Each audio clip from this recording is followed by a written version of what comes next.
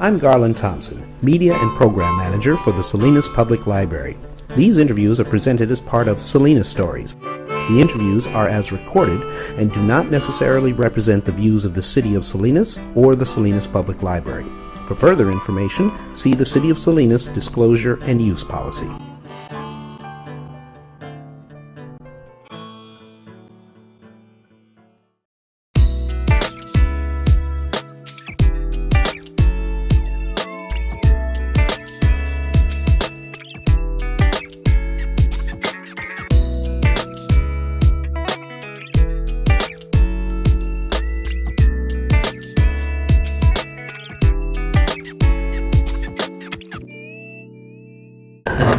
My name is Moni Lujan, Salinas resident, musician, B-12 bomber.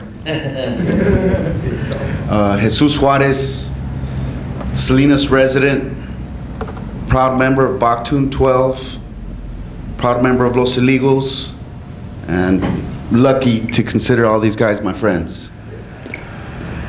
Vanessa Garcia. I grew up in Prunedale, but I live here in Salinas. Been with Baktun for, I don't know, since 01 or 02. Adelita Serena. Grew up here in Salinas, went to high school here at Alisal, and just really happy to be here. Manuel Escamilla, aka Manolo Burns, Manny Fresh, 2 cents. No mercy. Manimal. I'm just happy to be here. Consider these all my best friends. Go back to 12. Marcos Cabrera, husband, father, audio correspondent for the Monterey Herald, and Baktun 12 member since 1997. Hernan Gutierrez, Baktun 12 member, East Salinas resident, and just happy to be here with everybody. I'm Chago, Luis Santiago Juarez, and one of the conspirators of this whole thing, going back 20 years deep now.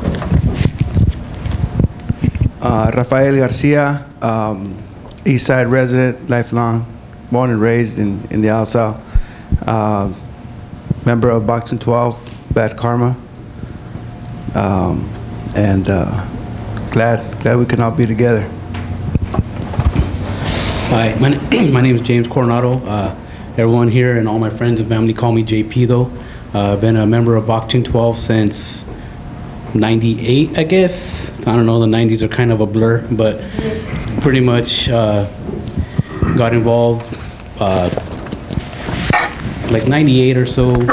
Chavo and Marcos and Rafa and Vic and all of us were all going to school together in the same time frame, and it just snowballed from there. Adrian Zaga Morales Vélez, and just happy to be here and excited to share stories with all my friends and family. Victor Martinez, Salinas resident, born and raised, father of my 12-year-old son, and just Baktun since '97, and just happy to be here with my friends. My name's Javier Tamayo, also known as Chato. I'm a Baktun member as well, and lifelong resident of East Salinas. Yeah, for the record, it's pretty much East Salinas. Yeah. With the exception of Vanessa and Adrian, but she lives in East Salinas. and actually, some of my best friends are from East Salinas. Actually, an East Sider lived with Adrian back in the early '80s. That was my older brother, and we didn't realize that till we figured that one out later on. It was kind of crazy, but yeah, that's it. So I'm interested in knowing exactly how Baktun 12 got started. I mean, who kind of put it together? You were all actors. You all went to the same school. How did it get going? The way we started was we were all friends, loosely connected. We all just liked to hang out with each other, and Chago was part of Chago Adela, with Los Illegals, you know, and Jesus were part of Los Illegals, and so I knew them. Marcos was a rapper, hip hopper, he's a writer, Eastside legend there, MC, and then JP as well. And so we were all just kind of loosely connected, and I put together this event with this idea with Adrian and a few of us about just having like an East Side like gathering. So we brought everybody together, and we called it the East Side Funk Fest, and it was at Barton in '97. And it was good. It was a good turnout. And after that, we just all started hanging out more and doing more projects, and more ideas started coming together. And so we started collaborating. At that point, it was just like, instead of everybody having their own like name or their own identity, you know, we came up with this idea of forming this bigger group, and the name was Baktun 12, really based on a book that Adelita let us borrow, and I don't think we ever gave it back to her.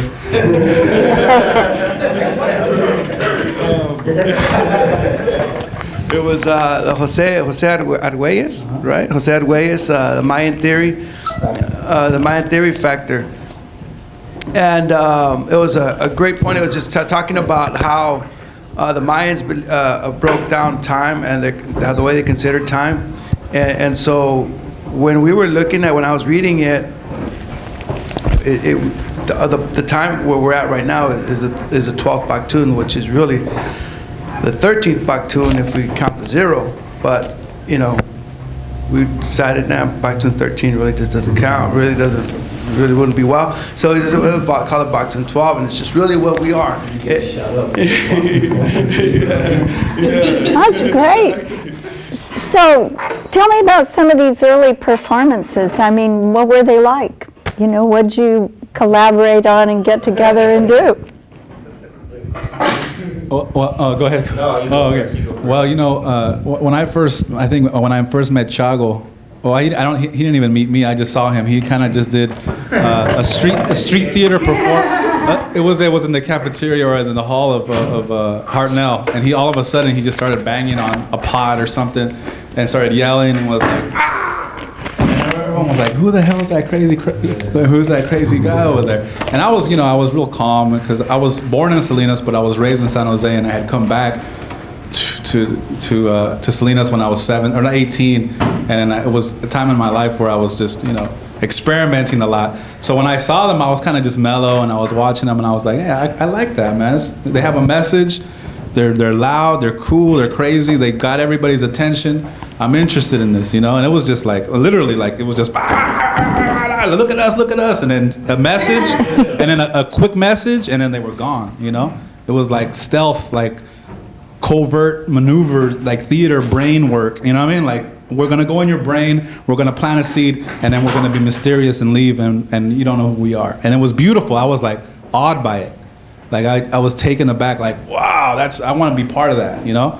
And whenever I've ever decided in my life to be a part of something, it's always manifested for me. So it was just like, boom, there it is, you know? So then we started just hanging out. I started hanging out with them, and then and kind of just going to different events with Los Illegals, and kind of just, you know, putting signs on, and kind of trying to get my level of comfort into what they were doing already for quite some time. So I think, and maybe somebody else can piggyback off that, because that's.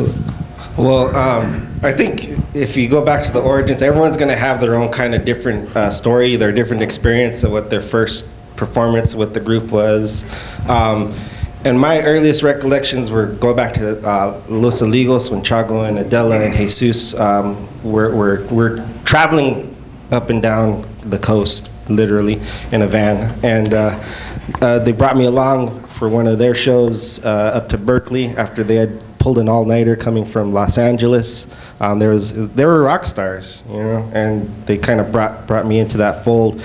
And those first shows, we would travel just like every other week practically. If we weren't going to the Bay, we were going to LA, or we were performing somewhere at some little community event. We used to perform at marches. There would be UFW marches. We'd go to the street corners, and Chago would just give us a sign and a character.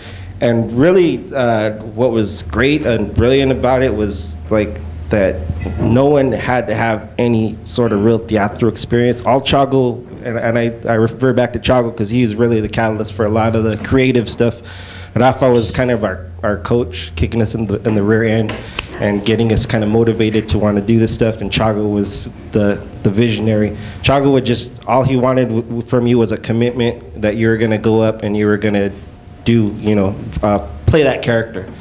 So you would play a farmero if you had a farmero sign, or you would play a landowner if you had a landowner sign, And there was never any real script in the early going for me, in my experience. It was just more like freestyle, freestyle teatro. And for me, I was an MC, and I love freestyling. It was just a whole just a new medium for me to kind of get into character and get a new rhythm and find a new beat. And we would just literally, you asked us what were those shows like. We would literally perform anywhere and everywhere. We would invade college campuses during Mecha conferences when all the students would be coming out, and just bum rush the hallways and have a captive audience of about 300 or 400 Mecha students, just with Chago's rhymes. Chago was writing rhymes, and we would just memorize them, and we would bum rush the show, and it felt like we were a rock band. It felt like we were a theatrical troupe, but it felt like none of that. It was so raw and original and exciting, and we were all in our early 20s or mid 20s, and just even thinking about it right now is giving me a rush. Those were wild times. We were on our '97 Master P No Limit swag. Seriously. That's what it felt like. We were going with it. We were guttering with it. But it was intelligent. It was so intelligent because Chago knew his stuff. All the stuff he was writing was written from the point of view of a poet and a true artist. And all of us. Some of us had more experience, in performance art or as artists than others, but we all had our own individual things and individual talents that we brought to the table. And Chago was able to kind of play to our strengths with whatever role and whatever thing he wrote. So, yeah, that was my experience, my early experience. I think when you talk about roots of everybody here, mine goes way back, and then I start feeling old when I think about how far back. But I want to say that, me, Chago, we had been friends since like high school, and had established a good friendship, and we were like young punks, young Chicano punk rockers when it was not very popular to be punk. And all of the students here were like cholos or jogs, and we definitely had this alternative experience as young Chicanos with listening to like Dead Kennedys and other socially correct punk rock lyrics in our heads, and I think we planted our own seeds at that point, and then opened our minds at that young kind of pivotal age, and then kind of just harnessed that open-mindedness and just kind of seeing things differently, walking down the streets, and when we looked around, we kind of seen things a little bit differently. But from there, because that was just us as students and as friends, and living in our neighborhoods, we would want to experiment, with time and space, basically, because that's what I felt like we were doing. We were experimenting through teatro, like how we could affect like that space and time. So at that point for me, I went and did like my first like year at teatro camp. I I had purple hair, and you know, it was just really different back then. I had piercings in my face, and after that first summer at teatro camp, I mean, we had experience here at the Mullins Theater. We were like, you know, here trying to pass the time, you know, to avoid like the school structure. This was a safe haven being here at the Mullins Theater, but and it just being with other like young artists. But then like after teatro camp, it kind of threw a different spin on it for me, like, you know, kind of just that whole like Chicano teatro experience, and it changed my life. And I met like a lot of really like good people, influential people. But then from there, like that's when we spawned Los Iligos. That's when, like, I think then we started really trying to experiment with those around us. And like, you know, I remember moving into, you know, the neighborhood, and then Mark was my neighbor, you know. It was like crazy, because that's when I really met Mark and Tyrone, and, you know, and just like that, I remember that, you know, like really becoming friends with Marcos and yeah, exactly, Countryside. That was a whole, then boom, like then from there I remember the day that Chago came over and I introduced you to Mark. It just kind of all spawned into like, you know, this collective of friends and energy. And like I say, we just started to really harness like that energy and started to experiment with time and space. Because for me, that's what it was. It was taking the words that Chago put on paper, you know, getting together with people that we could vibe with, and then altering that space with our body and our words, and then taking that to the streets, to anybody who would listen. And sometimes, you know, we'd get asked to go do this, and, you know, or sometimes we just do it without permission. And that's when you realize that you can affect that time and space and warp it. And so I feel definitely like, you know, we were like shapeshifters, you know, in that sense. That's how I felt. And so we then, you know, would move forward with Los Iligos. Then Bad Karma came. And then under the umbrella, we formed Baktun 12. And that is like when we started to really like embrace as many people as we could to be a part of that family.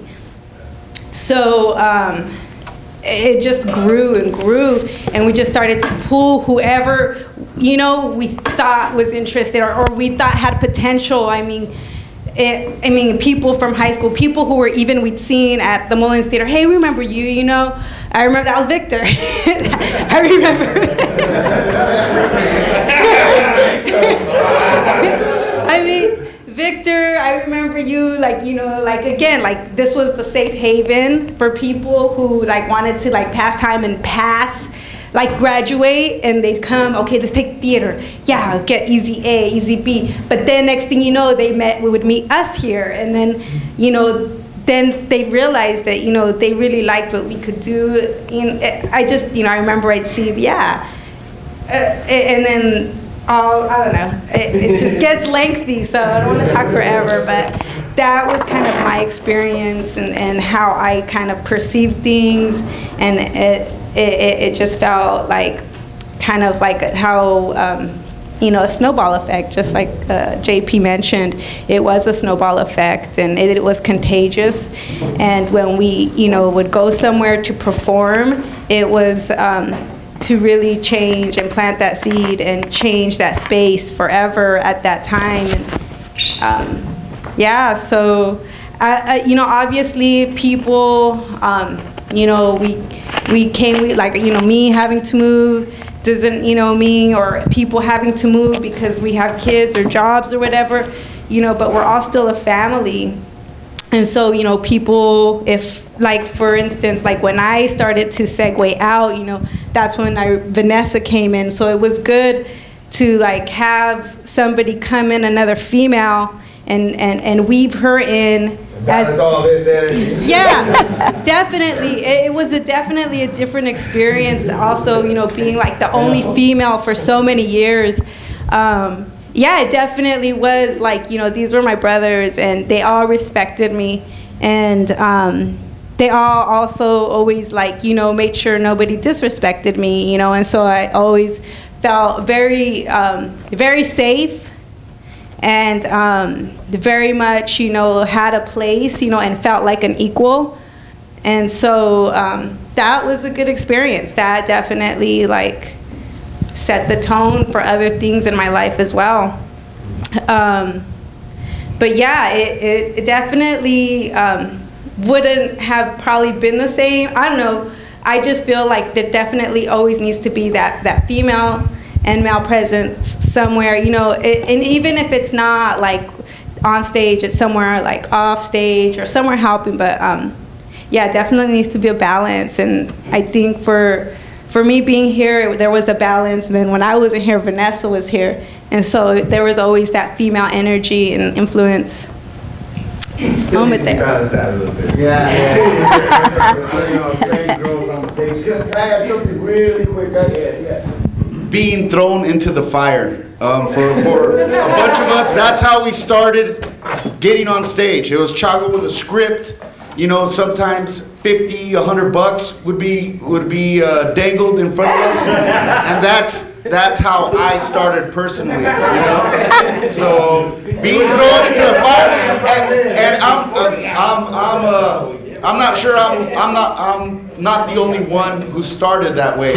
So, but once you get up here and once you actually start doing it, I mean, you like it. You know, you want to do it more and more. It's just a matter of getting through that initial hesitation of being up here on stage. And at one point in time, we've all been up here on stage together. So yeah, I just wanted to add really quickly, just being thrown into the fire. Chago had a natural knack of getting cats to, you know, to perform, you know, a piece on stage, on this very stage, you know. So yeah, no, I just want to thank Chago for that, and that's why we see 13 cats up here, because I'm sure half of us were initiated, you know, by being thrown up here on stage. So I think that was very, very cool. And there are more. There's our compadre Frank Sanchez, who you know, is real instrumental in just being this. He's pretty much a missing presence right now, and was there from the, I would say, with Los Illegals. You know, it was just going back, just kind of like going back technically into, you know, the whole, I guess, the whole evolution of it all. You know,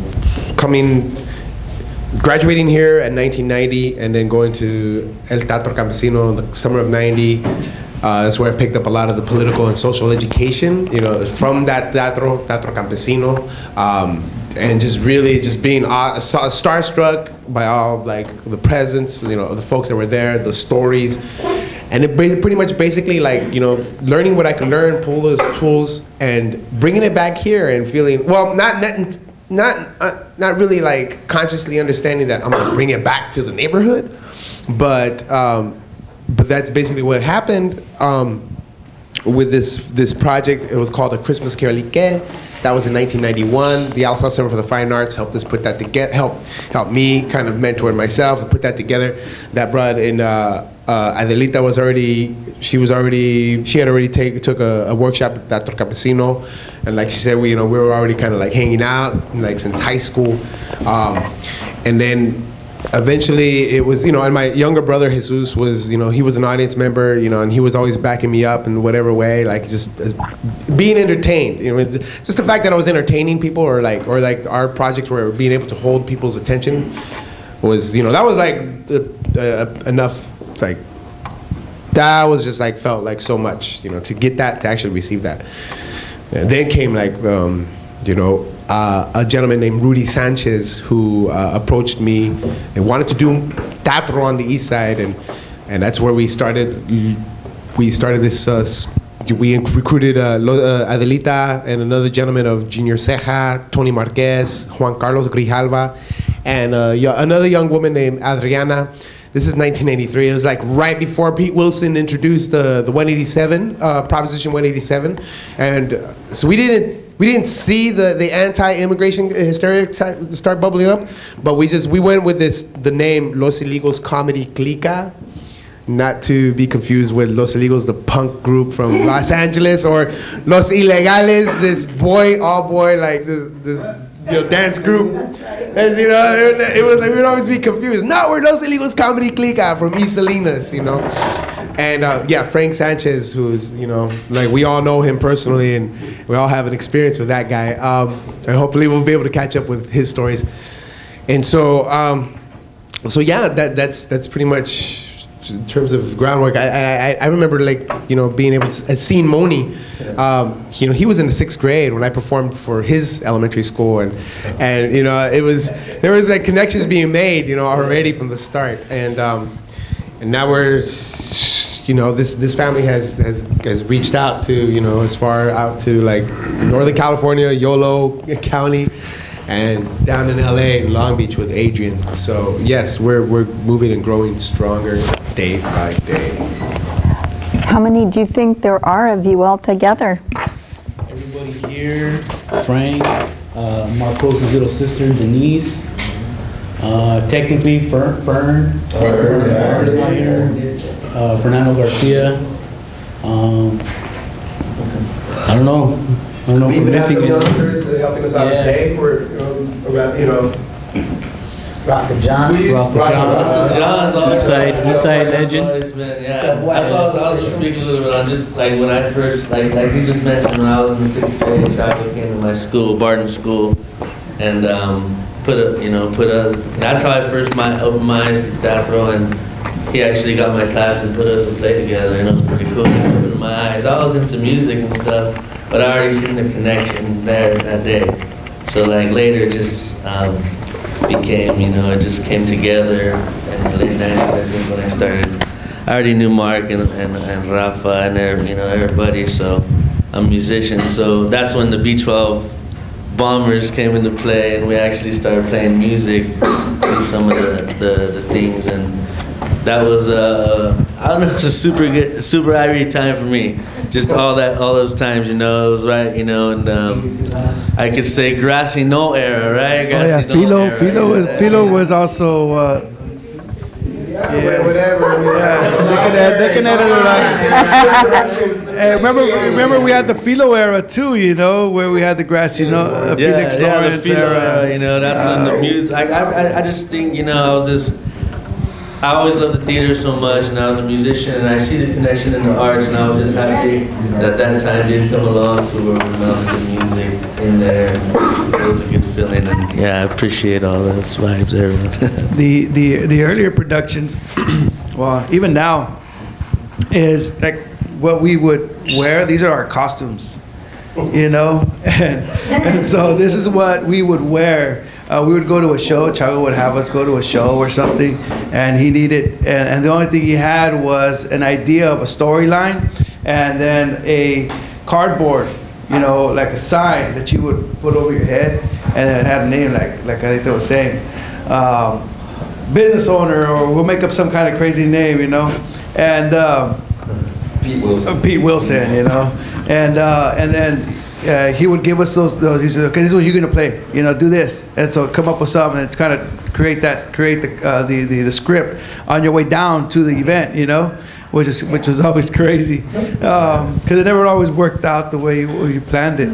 But those great opportunities for us to like learn about improv, improvisational theater, and doing that for me was and still is very scary. You're coming up with some idea and you're supposed to make it work with the guy that's next to you. You don't know what he's thinking, but he's doing something, and you try to feed off of each other's energy, and it was always interesting and exciting being able to work that way. I remember one show you know, I was always the driver. You know, I just drove. You know, I just drove. I'll get you there, no matter what. You know, and so they performed. My pump-up jam was always like Black Uhuru or Still Pulse. You know, some reggae. You know, it's like Revolution, man. You know, yeah, that was my fight music. You know, which they would always hate. But I remember one time we went down to work, it was Chago and Jesus, I think, and I forget, Marcos. We went to do a piece at a youth conference, excuse me, and I think I still have pictures, but they have a pile of signs on the middle of the floor, and they're doing something, they're working on some piece. And they're just going back and they're like, oh, picking that sign. All right, I'll do this one, you know. And so it was like a workshop, you know. And for us, this whole project, it's like a Baktun 12 project. It's like a workshop, you know. Each piece is not complete, you know. There's always new pieces, new ideas. So we put it together. Chago will come up with the ideas, and Chago will put it on paper, and then everybody will perform it, you know. So it was always like a 3-man crew, 4-man, 5, and then eventually everybody was like had enough courage to go up on stage, and then we started doing with Marcos and Garland slam poetry, and so then all of a sudden there was like these 12 people doing slam poetry all at once at these slam play events. And it was the craziest thing because nobody who's doing slam poetry with 12 people on stage. 12 Mexicans. 12 Mexicans. So we were like the Beastie Boys rapping and flowing and then still trying with the message. And of course, you know, we're not professionals. We're not trained in all that stuff. So it was kind of hard in the ears, I'm assuming, sometimes, you know. A little jarring for some folks. A little jarring for some folks. And that was always a good part. I think like the importance of this is like how inspirational I think, you know, everyone here has been to one another, you know. I think like when we look at our community, at our society in general, there's this great gap between generations, and if we look here, you know, we're not, you know, separated by, you know, extreme years of gaps, right? But we are, you know, to certain years. I mean, you know, so the homies here are like a decade older than myself, right? But for real, it's like, I mean, the first person I met from up here was Ralph, and I met him, I was like, you know, 5, 6 years old, and his friend used to be one of my neighbors who is now currently a superintendent of migrant education for Monterey County Office of Education, Ernesto Vela. And Ralph would always come, and, you know, Ernie was always late, and so he would always like talk to all the kids and play with us when we played and stuff like that. And I remember I went to that East Side Funk Fest, you know, because I used to read Marcos. Marcos used to write for the Herald, and I used to like look forward to reading Marcos's article every single week. What was the name of that article? Vibes and stuff.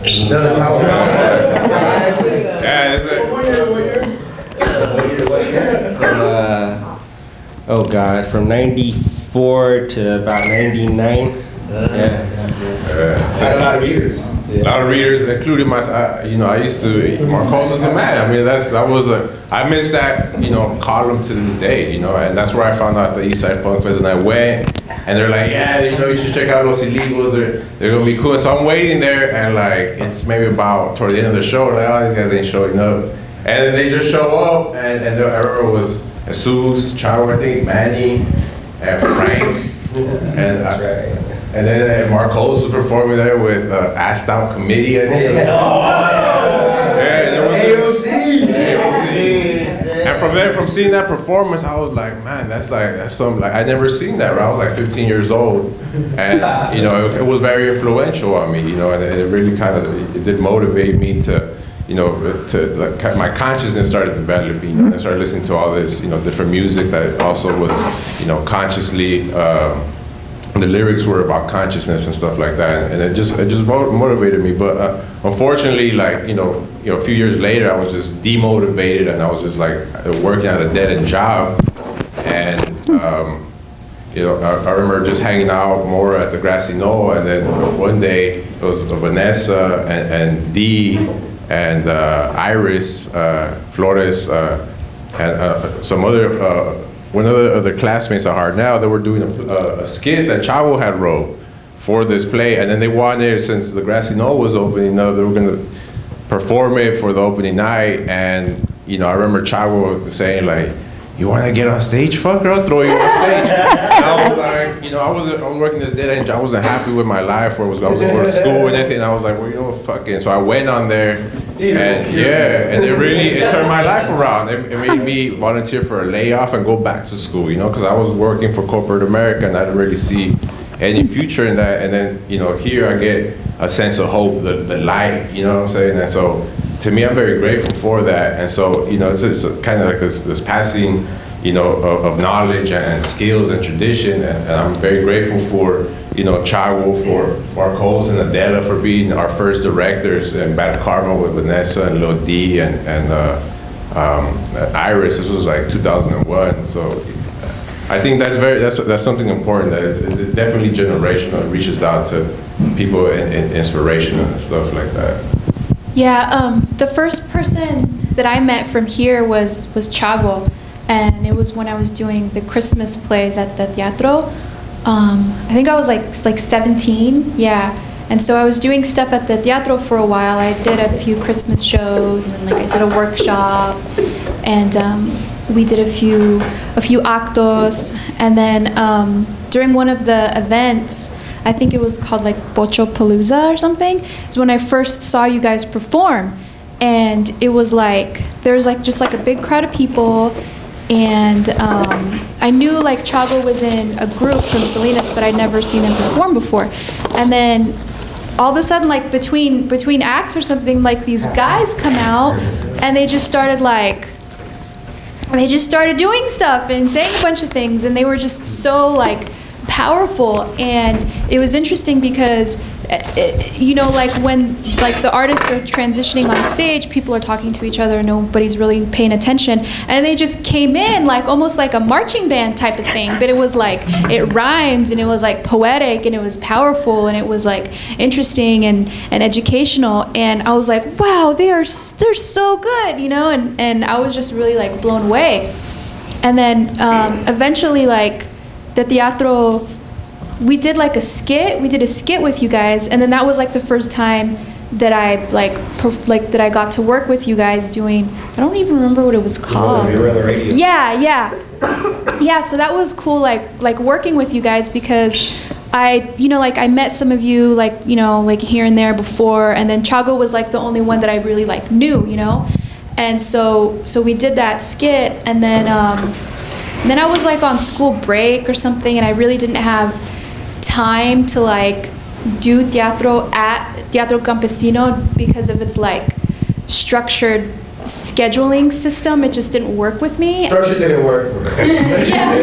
Yeah, and I was really missing like doing teatro, you know. I was really like kind of bummed out that I wasn't doing anything, but oh yeah, and then I think I wrote an article about you guys for like one of my English classes. So I interviewed like Chago and Frank for this article that I was working on in one of my English classes, and so I got to talk to them a lot about the group and was like learning about the group and everything. And then sometime after that, I think Frank called me up and he was like, hey, do you want to do a piece with us? And I was like, really? Me? You know, I was like, I can barely act, you know, like I don't know what I'm doing. And so I was really like honored that they would even like, you know, consider me to like be on stage with them, because I didn't even consider myself like an actor, you know. I'm like, just get a few lines here and there, you know, like whatever. I didn't know what I was doing. And so I really got thrown into it, because the first rehearsal was at Felix's house, and that was definitely very interesting, because it was just a lot of artists there doing their thing, somebody recording something, somebody working on something else, and then another room like rehearsing and doing like whatever, you know. And it was really cool because the debauchery going on in other rooms. It was really cool because like for me, you know, I was working like with all these guys, and I was the only, you know, like when I came in, I was the only female at the time, and I didn't feel like I had like a lot of respect for them, and they had a lot of respect for me, and they made me really feel like you can do this, you know, and like go for it, and like go for like more than you think you could do. And if you have something that you want to write or contribute, like go for it. Like, you know, like this is the setting for your voice, and like let it be heard, you know. And so for me, like coming in, I just felt really I felt really welcomed and just really like a part of the group. And like and at the time, you know, like I'm just like this kid from Prunedale, from like the sticks, you know, like I don't know anything about nothing, you know. I just want to perform, you know. You got no learning? No. And so they didn't make me feel like I was an outsider at all or anything. They just really included me. There was a lot of camaraderie. And then the Grassy Knoll opened up, and we just started doing a lot of stuff there. And then that's when Chago kind of approached me on the side, and he was like, hey, you should talk to Dee and Hernan about doing your own thing.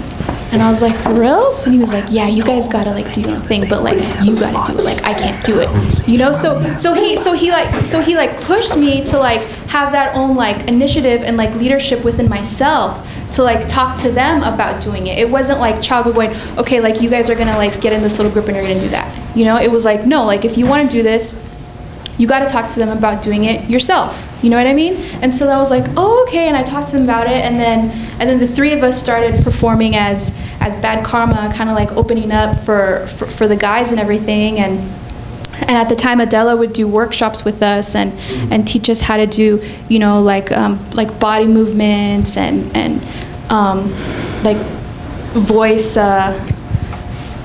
projections, yeah, and stuff like that. And so I always really felt just really welcomed, and Chago would tell us, you know, whatever you gotta contribute, like, you know, if it's something you want me to look at, you know, go ahead and let me know. And I never had anybody that was so like willing to work with me on that kind of level. And I took it was a political science class that I had with Iris, and somehow we were talking, and somehow it was like we both knew Chago, you know. And so for our project, we decided to do like a teatro project, and we're like, yeah, let's get Chago to work with us, you know. So Chago wrote this piece for me and Iris and this other guy in the class, and Chago really like, you know, just like threw us in these situations. And we performed at like the juvenile hall for like all these like dudes, and they were like, yeah, you know. And we went to like downtown Santa Cruz, and like we just performed like in front of the Gap, like randomly, you know, just like with the sign, like saying stuff, and people are like walking by, like what's going on, you know. And Chago was our fearless leader, you know.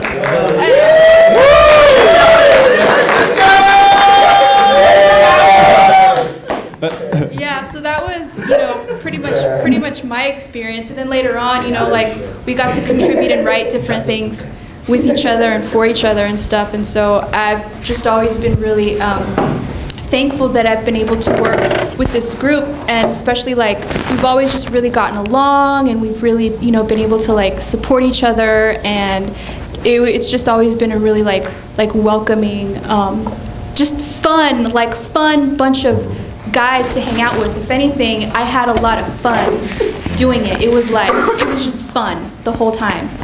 Yeah. I just have a quick question. Could somebody explain the grassy knoll? Grassy? Like the shots came fired from the grassy. The Grassy Knoll was arts kind of workspace that in downtown Salinas. It used to be the music zone, and I think in 2000, I think about 2000. This guy that we used to work with and collaborate with, his name was Felix Lawrence. He leased it out the space, and basically we had no real business model for it. It was the concept was going to be that we were going to, you know, post shows, do music production, and it was intended to be this kind of multimedia art space slash digital cafe or whatever, you know, whatever kind of pie in the sky vision we had for it. But really, it was just a gathering spot for a lot of artists in the early part of the century in Salinas. It was the only gathering spot really for alternative arts and for live music, and we just burned a hole into the middle of that place. I mean, not bridge burning, not a bad way. I mean, like, we had so much in and out going on there. It was, one day it'd be a rehearsal space, one day it'd be people be recording stuff. We'd host open mics there, and really it became the gathering spot, for a year for us. We were at the center of it, but for a lot of artists, that were in Salinas that had no place to go, they went there. And that was basically it's 10 years. It's the 10-year anniversary of that space, because it was all of 2001 that we were occupying that space in downtown Salinas. And I think that all this speaks to how important teatro, music, and culture, and like he said earlier, teatro heals, la cultura cura. That's what we say a lot.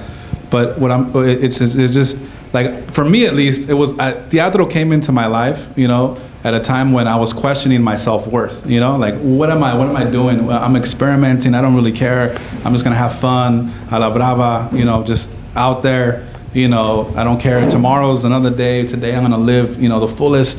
And it came to a point where it was like teatro, like when Chago said the same thing to me. You, if you want to do something, you got to do it yourself. We would be on stage and he'd be like, "What do you mean how to act like this? You just do it. Just go do it." And we'd be like, "All right," and then they go out there and just do it. And whatever it was right. And then, because it didn't matter, just become that character, do that. I mean, we were on stage one time, and I don't know what school it was, because we would go to so many different places, and we would go and we would come back, or we would like go, for one show and drive all the way back to Salinas. They'd be like, "Oh, why do you guys just perform to LA and drive back the same day? How do you guys do that?" Well, that's just what we do, But I remember one time he was like, "Just do it," right? And we're like, "Okay." So Marcos wrote a couple pieces, and then we were trying to come up with a name for Bad Karma back then. And then Chago was like, "Remember when we were over there?" And I forgot I think UCLA or something. They said, "Oh, that's Los Illegals. They only bring bad karma," And then Chago was like, "Is that right? Yeah, they only bring back. We only bring bad karma, right? You guys' name is Bad Karma." And we're like, "All right, yeah." And we made flyers. Yeah. We were all excited. Los Illegals brings bad karma. Yeah. And we were like, "Yeah, we're Bad Karma," and we were like Bad Karma to the institution. We were like Bad Karma to the giant, and we were Bad Karma to whoever told us that we were worthless. We were Bad Karma to individuals that said that we couldn't do something. You know what I mean? And some of those sometimes those people end up being your family. Sometimes they end up being whoever. A girlfriend, a boyfriend, a whatever.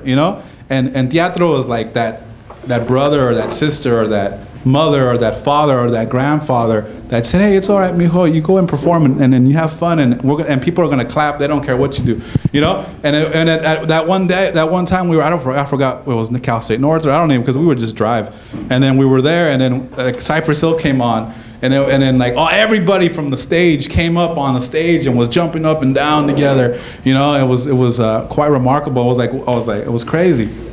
And then we went to LA one time as Bad Karma. And it was an interesting event. We went to USC and performed for like a little cafe, and we ended up, I don't know how we ended up driving back. This guy right here drove us back, and it was we all looked at LA like the belly of the beast, and it was like we looked at the belly of the beast. We all looked, and it was breathing. It was like. We had to get the hell out of literally, we saw it. Like all of us saw it. It was like. I think it was Jesus that said, "Hey guys, look!" And we all turned around at the same time. We're like, and Rafa was like driving, and I think he even looked and still driving. I drive like this. Yeah. So then we all looked at LA and it breathed, and we all saw the same thing. It was like collective consciousness, and we're like, "Oh shit!" And we just took off back to Salinas. But it was hilarious. I want to squeeze something in, because I don't know how much time we have, but like just in terms of like the makeup of this group and the work that we've done, none of this would have worked if we didn't all genuinely like and care for each other. And individually, like I can look all across this room, I've shared like real intimate experiences with each and every single one of these people that's sitting around me. And I think really that's the key to what made this work, why people liked it, you know, why people even bothered to watch us and pay attention to what we do, is because we just liked hanging out with each other. And I think a big part of that, you know, a big part of that just shows in our performances, you know.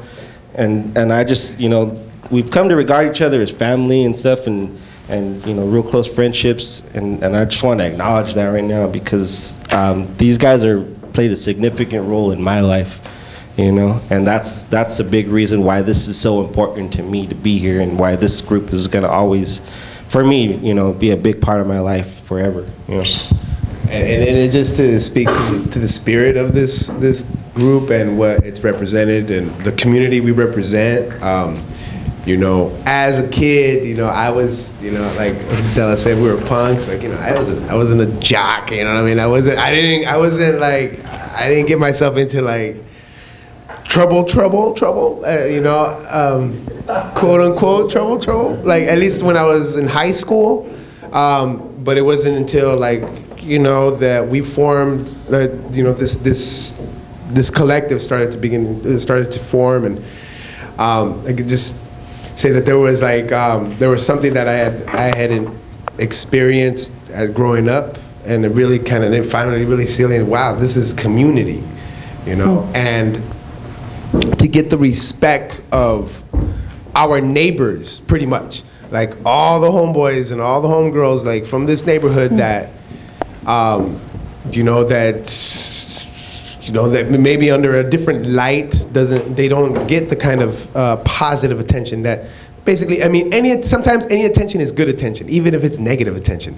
And you know, for a lot of us, that's what it was. And I think like with this group, it felt like getting the respect, their respect. You know, when I say their respect, the respect of the homies in this neighborhood, like literally. Like that's what I really, really, really wanted. I mean, I really felt like I, you know, needed to work for that. That I could prove myself. I mean, I couldn't fight. You know what I mean? I couldn't like throw a ball or nothing to save my ass. You know, but I didn't know karate, but I knew crazy. You know what I'm saying? So that and then to feel like I have, you know, all these folks just backing me up. You know, like my, you know, homeboy Victor over here, my brother Victor, like being able to like share this experience with him on this stage and then take it to UC Santa Cruz. We were both going to UC Santa Cruz, commuting at the same time. He was a driver taking us back and forth to UC Santa Cruz. We're in this other like academic, you know, environment, this other academic world, and then we turn around, we're back here, where that reality is, there are two different realities, two different worlds.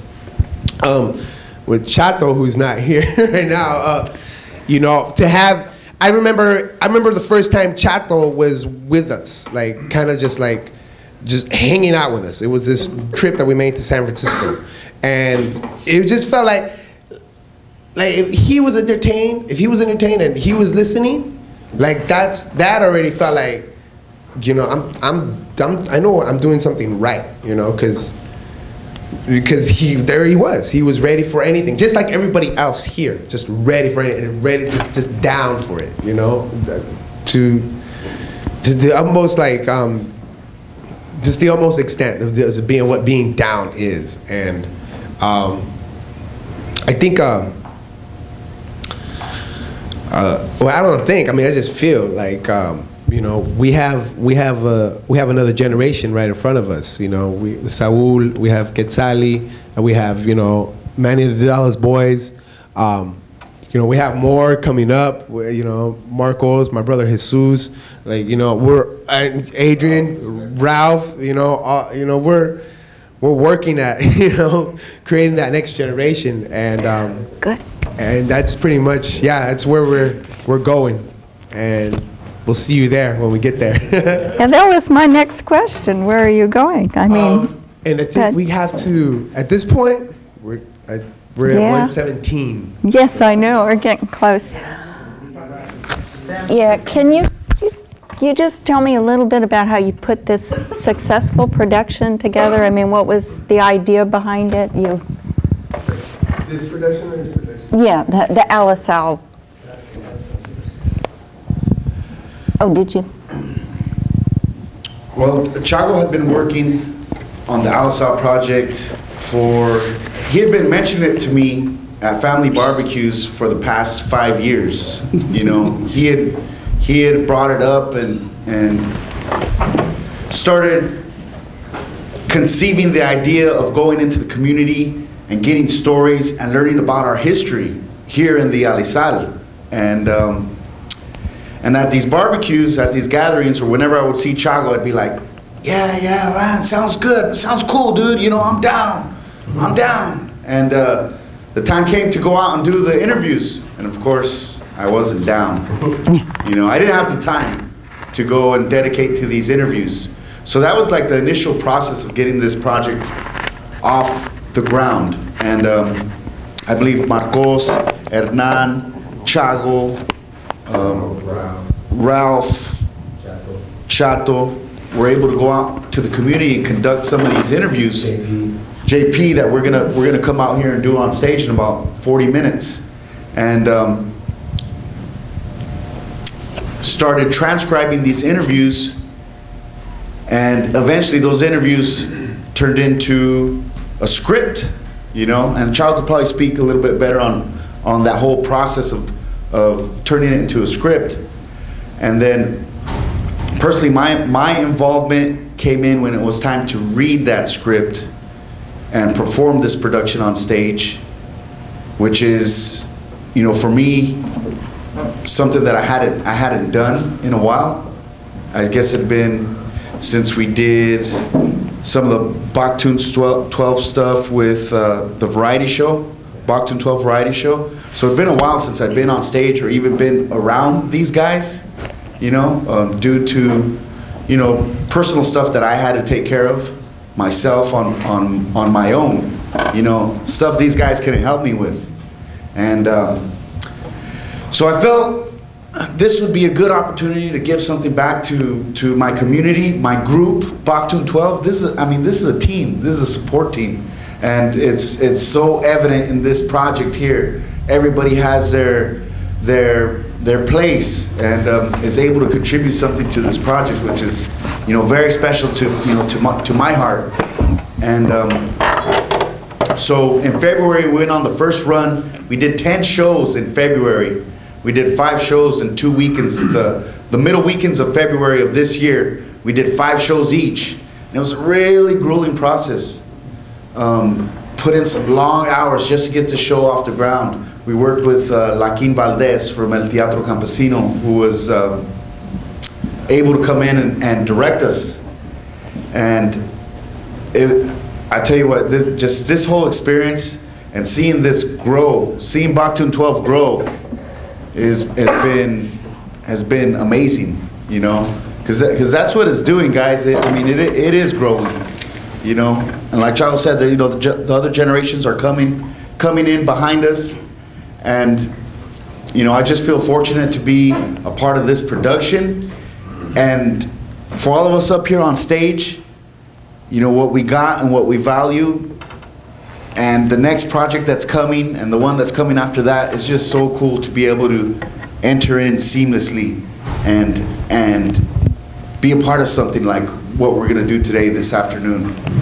So, you know, to make a long story or long explanation short, you know, the script was written, we put the show on. Through some of the connections in the community, we were able to come back here to Alisal High, to Mullins Theater, where I seen the very first Christmas Carol. You know, I see my brother performing Christmas Carol, Adelita performing Christmas Carol, and was inspired, you know, in these seats to be up here and perform teatro, and just feel very fortunate to be part of the Alisal project. And hopefully, we got enough momentum going now to move on. That'll carry us and catapult us into new projects coming up. So I don't know if that answered your question at all, but absolutely. Yeah. You're a very remarkable and inspirational group. The energy just comes through. And this was wonderful. Thank you. And I'd like to thank Vanessa. I'll take this opportunity to thank Vanessa, yourself, and Garland for coming out and conducting this interview. And having this energy up here. I mean, to me, it's like, I'm like 2 or 3 levels from just like breaking down, crying right now. You know what I mean? Yeah. You know what I'm saying? Like, if I keep talking, I'm going to break down and start crying and hugging everybody up here. You know? And then driving off. But, yeah, no. The Realizada is something very special to this community. You know, it breaks down the stories, the history of the community, and it's something that we've been doing since 1991, 1992, 1993. You know, for a while now, and it sets the blueprint for a lot of other stories that we want to tell. Yeah. A lot of people's stories that we could tell that are up here on this stage. You know, and yeah. Yeah, I just want to thank everybody. I just want to go on record right now for the Realizada project. I think I told this to Ralph, but to me, this is the best script that you've ever written, Chago. For me, you know, honestly, this is the best thing I've ever seen. And you have years of this. He told me about the Gil Medina interview many years ago. So I mean, to hear about it from then, but then to see you bring it out on stage, bring it to life, really, it's magic, man. You know, and I wasn't as involved as I would have liked to have been in this project, but to see Jesus come back after his hiatus, and it's like nothing. It's like you're like water.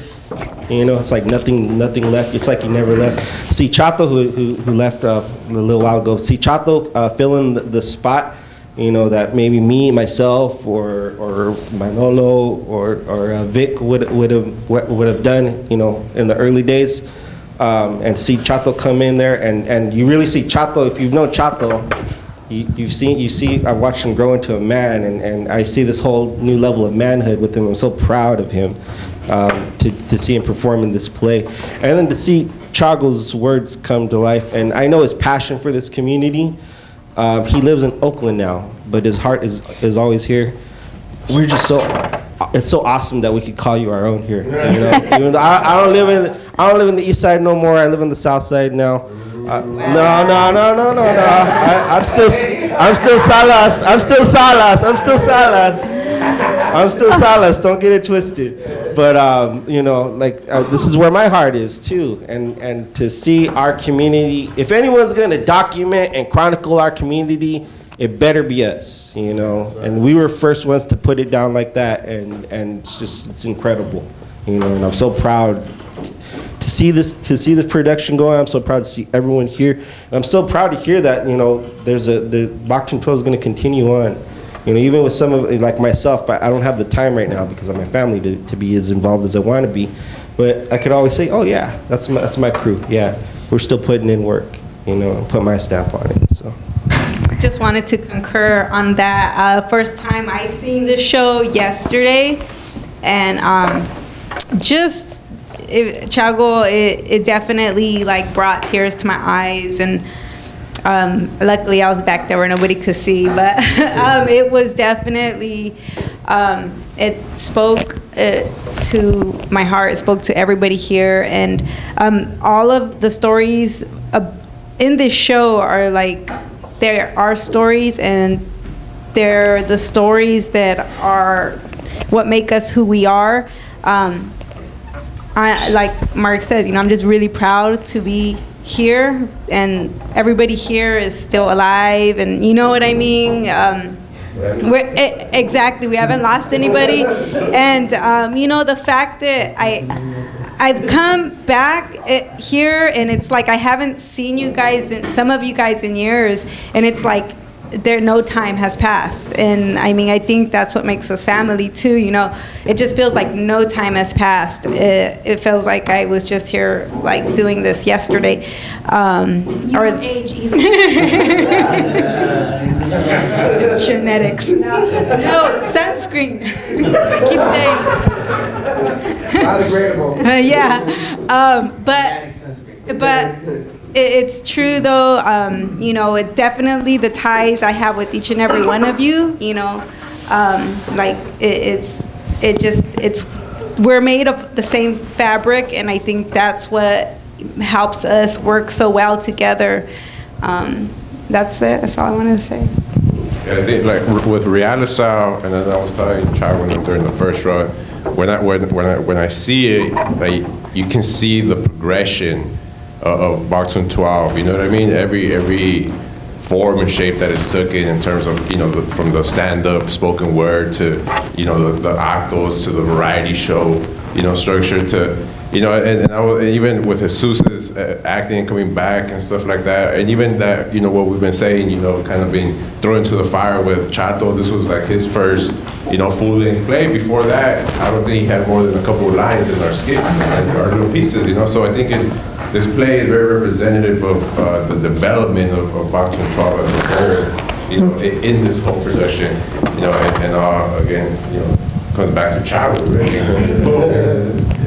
Yeah, you know, yeah. We saw with this, we were able to just kind of crack open this treasure chest of stories that are just pretty much still buried deep beneath this whole area. And we keep hearing folks come up with, oh yeah, well this was what happened to me, or you should talk to my uncle, or you should, you know, or my grandmother or my grandfather, or, you know, they were the first ones here, and they named this street after so and so and so and so and so and so. It's overwhelming. It's like, oh my goodness, like wow, what did we do? Like, you know, and it's like, yeah, it's like you kind of, yeah, there's this monster, this beautiful like monster with all this memory around it, you know, and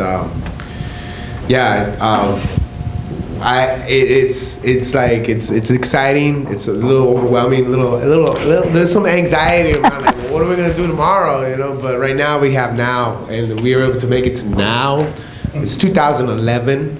The 12th Baktun is, you know, is about to come to a close, you know, and so this is an incredible blessing, This production, to be here again, you know, and to capture it like this, it's beautiful.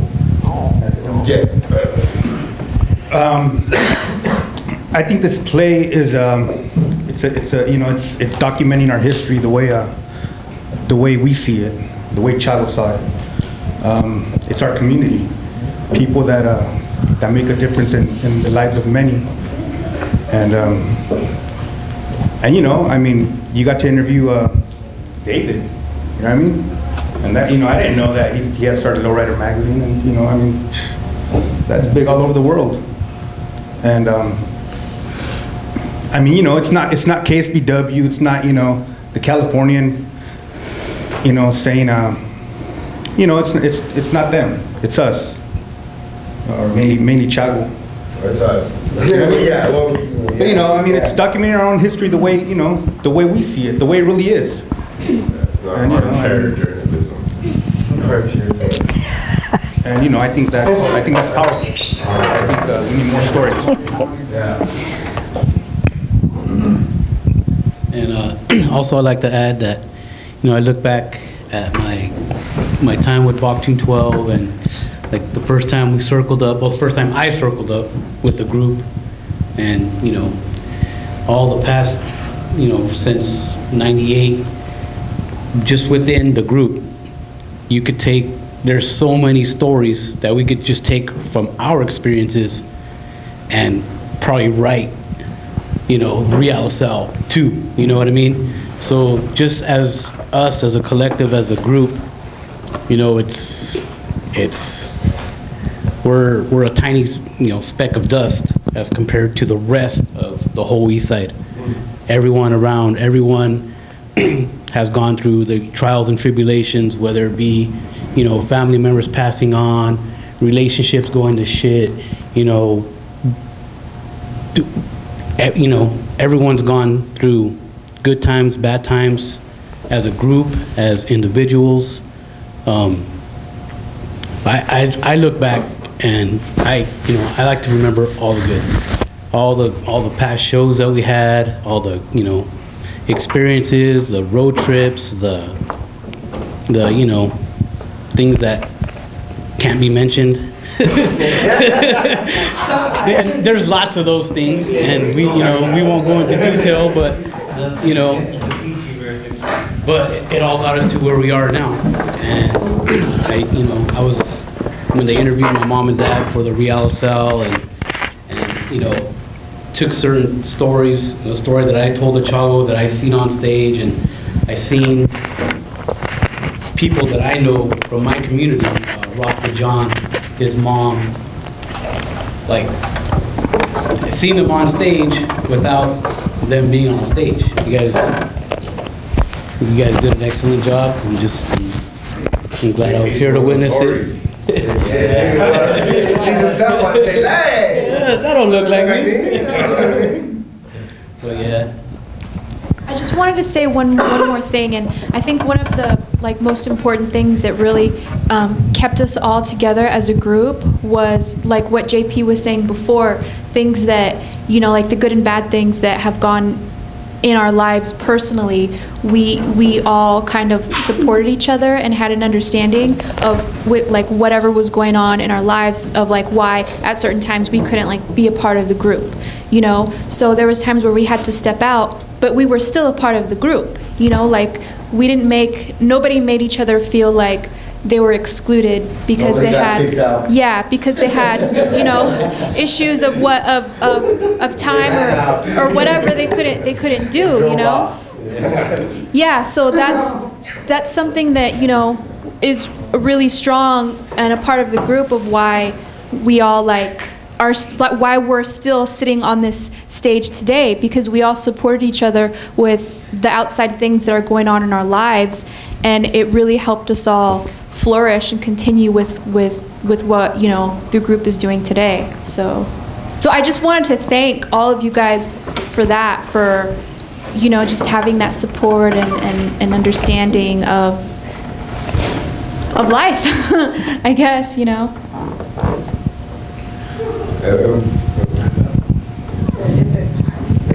Yeah, it's probably time. It's going to be that time, so I got to kick you guys all off the stage now. No, I'm just kidding. But Chato's over here. You know, Chato, would you please mention to us a thought or two? Please give us a thought or two about this project, about the title, whatever. You know.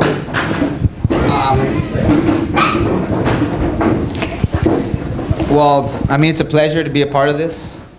I mean, it's a pleasure, and it's an adventure as well. You know, we kind of been through a lot, the whole crew, in the last couple weeks, and then before, in the first time around, it was, you know, how you say, through the good and through the bad. You know, a lot of us have a lot of things going, but I just want to thank you guys for letting me be a part of it. And most of, you know, a lot of you guys were my inspiration to, you know, I was at a point in my life where I had just gotten out of, you know, juvenile detention center. Chago took me to go see The Clash in San Francisco in the Mission in what, 97? Yeah, and ever since then, there was no turning back, man. And, Chago, Ralph, you know, Mark, they all, Jesus, were all really pivotal in making me make the decision to go into teatro and even just to get an education. So, but in regards to the Realizar, it's an honor to just be even a part of it, you know. And I want to thank you guys. I want to just, my mom found this morning. This was the t-shirt to the first show we put on. Oh, fantastic. 1991, it's a Christmas Carol Again.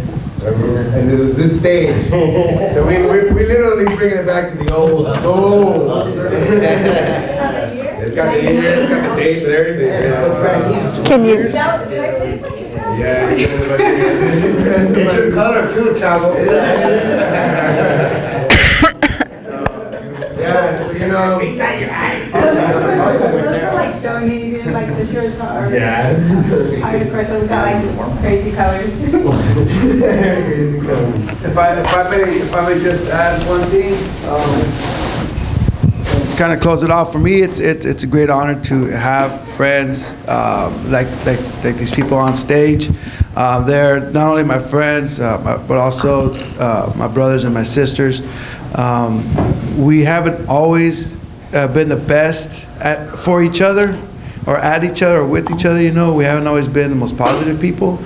But as far as us developing and growing up, I wouldn't have had it any other way, because you know, they really challenged me and to be better. You know, to be better who I am. And so I always want to thank you guys for that. For us as Baktun 12, we are a bunch of different little groups. You know, we have all our own ideas, and if one person's got one idea, we might not all of us be willing or have the time to participate or support it, but we support it one way or another. But we'll all, one of us or a group of us will, and that's how we would take something on. And this piece is really a culmination of that, of everything that Chavo has written and put on stage, everything that we've done off stage. We all do our own part, you know, to make this group great, to put material on stage. What I see is for us to continue what we're doing right now, continue to inspire and educate, to continue to be supportive of each other, to grow as a family, to multiply, and then also to be able to share with the outside world our life. You know, as an outside community, the struggles that we have are no different than the struggles of somebody in another world, in another part of the world, excuse me. But we have our own story, very unique, and we want to share that with everybody that's willing to listen, and then be able to also support the arts, find means and have mechanisms in place so that we can continue developing the arts within our own community, so that it grows internally, so that the ideas that come from the inside are able to grow and flourish one way or another, not to have ideas and art imposed upon us, you know, so that we have a way to express ourselves in one way or another. And you're going to see Baktun 12 in its different forms continue to grow, and it's going to be a great adventure, and I'm really looking forward to it all.